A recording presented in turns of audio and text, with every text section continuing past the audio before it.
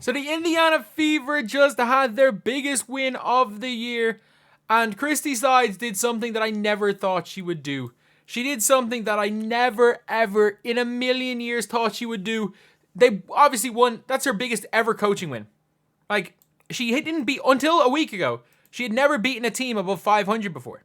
And now she's done it twice in a week. And beating a 17-3 New York Liberty team. I repeat, a 17-3 New York Liberty team. That is who they beat today. And if you guys are looking at the box score of this game right now, I'm just going to put it here. If you want to look at the box score, you guys are seeing 25 minutes for Katie Lou. Did not think Katie Lou played particularly well. You're looking at 29 for Alyssa Smith, 32 for Boston, 35 for Mitchell, 38 for Clark, obviously. But then, Erica Wheeler and Christy Wallace. Christy Wallace, who has been almost frozen out as far as minutes are concerned. What even the fans were saying, play Lexi Hull instead of Christy Wallace. That was the big thing. And Christy Wallace in the last two games, from 25, 18, 18, 12, and 6. So she's been gone out of the starting lineup for the last two games because she really, had not, other than the Chicago game, she didn't offer too much. She wasn't terrible against Phoenix. She really wasn't, but it's she is a bench player. And she's someone that if she comes on for 8 minutes a game is fine. And Erica Wheeler, you could see today, when Caitlin Clark is not on the floor, Erica Wheeler's fine. Look, when Caitlin Clark is not on the floor, they can't play the breakneck speed. There's no other point. It's going to be hard to find a point guard that's going to run like Caitlin Clark does. Just the way she plays. And until you find that type of a player, you got to play Caitlin Clark 35 plus minutes a game. Until you can find a player that will play a similar style of play the way she does, you got to play her. But Erica Wheeler, you've seen here, 7 minutes, 6 minutes in the last two games.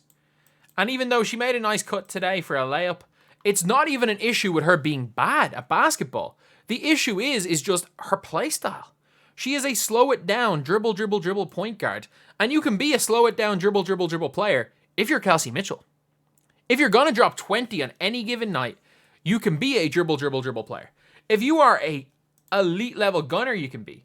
But what Christy Wallace is just not very good at basketball. And to be fair, by not very good, I mean at the WNBA level. Obviously, she's a hell of a player. You don't make the WNBA if you're not good. Again, I've seen Lou Lopez Seneschal in person, seen what she's able to do in person, and she's barely getting on for the Dallas Wings. So, you need to be absolutely incredible to make the WNBA. And it is the same with Erica Wheeler. She got a max contract for a reason. She's a former All-Star, former All-Star MVP. But obviously, that was 5 years ago. So, these are two players that the team is going to be better without them. And they're not particularly young either. I think Erica Wheeler's older than me. So, Christie Sides made the right decision. She made the right decision. If you're looking here at this, obviously Katie Lou's, again, a year younger than me, but still, she's 27 now. So she's 27. The rest of the team, Alyssa Smith, 24. Aaliyah Boston's 22. Caitlin Clark's 22. Kelsey Mitchell is, Kelsey Mitchell's 29, or she's 28. She's nearly 29. But then, obviously, you're looking, Christy Wallace is about the same age as Kelsey Mitchell. Older than myself. Damiris Dantas is in her 30s. And, you need vets, but you need good vets. You need good vets. Obviously, so is Fagbenle. Grace Berger is very young. Lexi Hull she was drafted 2021, was she? So she's 24? Yeah, she's 24. So, if you're looking at these players right here, you're this is a really good young team. The players that are almost holding them back are your Wheelers, are your Wallaces. Dantas played well. But then also, look, Katie Lou's been their weakest starter, and she's their oldest starter. This is a super young team, and their young players are doing extremely well. And it's obvious that, Erica Wheeler, as good of a vet as she is off the floor, on the floor, she offers nothing. Christy Wallace offers very little off the floor. Because at the end of the day, Lexi Hull just does what Christy Wallace does, but slightly better. Not much better, but slightly better. She has a bit more length. Either way, it was not even a ballsy move. It was a move that everyone has known she should have made from day one. From day one, everyone has been Christie Sides needs to bench these two players. Needs to stop playing them. Wheeler and Wallace are two players that just don't even fit with what you want. Wallace isn't good enough, and Wheeler plays a style of play that makes your best player worse. And she finally made that decision in the biggest win of her coaching career. So, look, I think Christie Sides is completely out of her depth as a WNBA head coach. I will go to my grave saying that I think Christie Sides is completely out of her depth.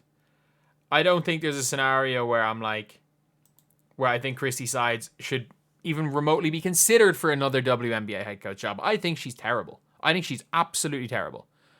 But it took her 22 games to realize that the two players that she brought with her from Atlanta 2 years ago are just not good enough. They're just simply put not good enough.